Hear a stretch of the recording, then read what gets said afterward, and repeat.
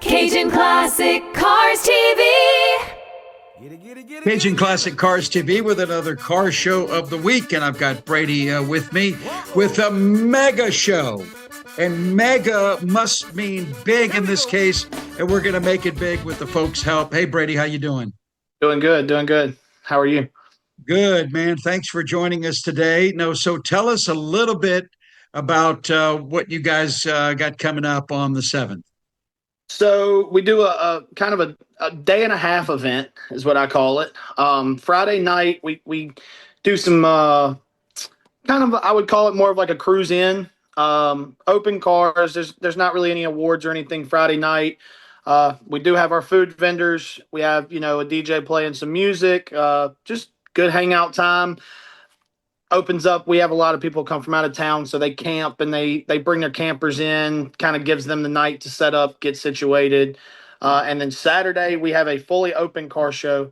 Bikes, cars, Jeeps, trucks, new, old, 18-wheelers, tricycles. I don't care what you bring. If it rolls, bring it in. Several things for the kids to do. We have a little touch-a-truck thing where the fire department brings out some rigs and brings out some tools and different things that they have. I'll plug one of my sponsors here, BAM Party Rentals. They give us a big inflatable sports thing so the kids can play soccer, basketball, baseball. I think it's even got some bow and arrow things. Then we have the STEM, I believe is what it is called. They are attached to our local YMCA. They do like robotics, 3D printing, different things. They're going to be set up with all kind of stuff for kids to do. Mind you, kids 12 and under get in for free and get a free snowball day of the event. And then you've got the car show, obviously kind of all day from 8 a.m. to 2 p.m. We'll start awards. And we then after that are going to, between awards and some live music Saturday night, we have a Jeep stereo competition for those guys to do their thing, play their music loud. And for the ones that don't want to maybe hear that, the awards are over at that point. So their day's kind of done. Anybody's welcome to stay though. We've got an egg roll eating contest, which is quite fun to watch. One of our sponsors, Egg Roll and Hut, they're really good friends of mine, and it's how hot can you eat flaming hot egg rolls? And you got to eat about 6 of them. $100 cash prize, but you have to do all of this with chopsticks, wearing an Asian rice field hat, and googly eyes. So you're basically blindfolded. It makes for some really good pictures and videos. All right. So, Brady, whenever you eat Chinese food, are you an egg roll? Are you a fork guy or a chopsticks guy? If I could use chopsticks like legit and not look like I was trying to color a piece of paper or something with my plate, I would probably use chopsticks, but I'm definitely a fork guy. All right, tell everybody where this event's going to be so we can get them there, and then we'll get on to talk about the cause. So we are at the Washington Parish Fairgrounds, Franklinton, Louisiana. It is basically the part of the fairgrounds where all the rides are. It's all asphalt, huge asphalt oval. No vehicles are ever touching grass, dirt, dust, anything coming in. So we've got a really big area out there, plenty of parking, plenty of room for activities, plenty of room for cars. Well, look, car guys really love huge asphalt. Yep. I know that. Yeah. I couldn't help myself. You and I talked a couple of months ago on the phone, and you were gracious enough to call up and talk about that. You've seen the channel, and I appreciate that. But you got a story about the foundation, and I want folks to hear about it. Yes. So our foundation, the Scotty Renee Foundation, is it's named from my daughter, Scotty Renee Mitchell. Last year we had our car show in May, and after the car show, we had some conversations about, you start planning these things the next day, right? The car show's over and you're like, let's get on the move. So we kind of talked about, what are we going to do next year for a foundation to try and donate to, try to raise money for.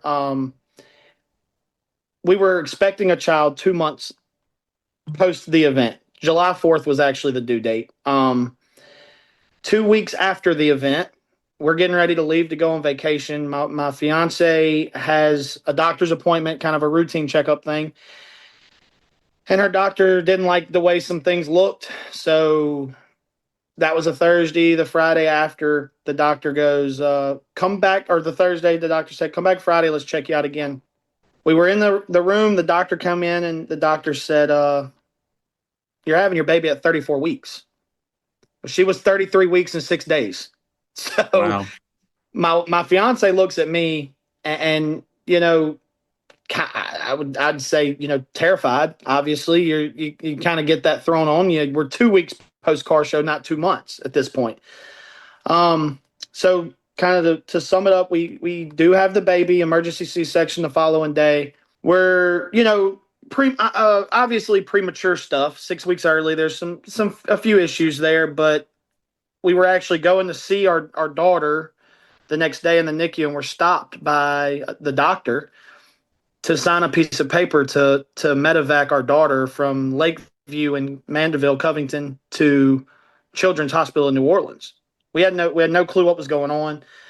Kind of in layman's terms, she was born with half of one kidney. So one kidney doesn't function at all. One kidney is about 50%.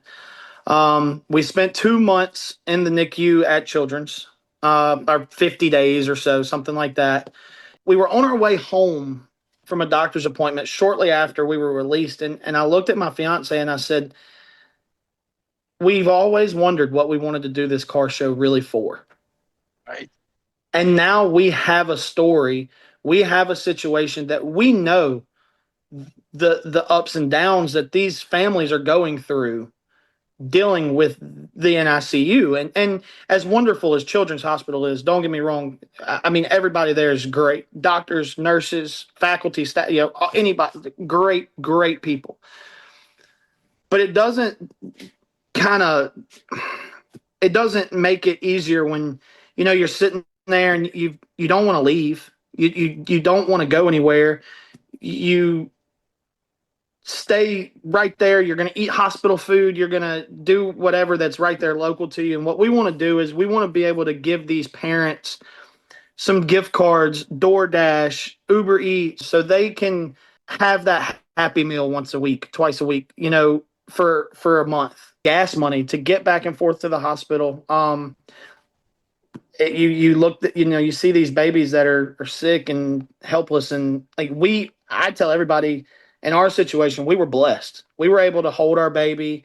We were scared to death. When you talk about kidney function and different things like this, what does that mean? What are the long-term effects of this? And long-term effects is she'll have to have a transplant sometime in her life, but our goal is let us ease some burden, for these families.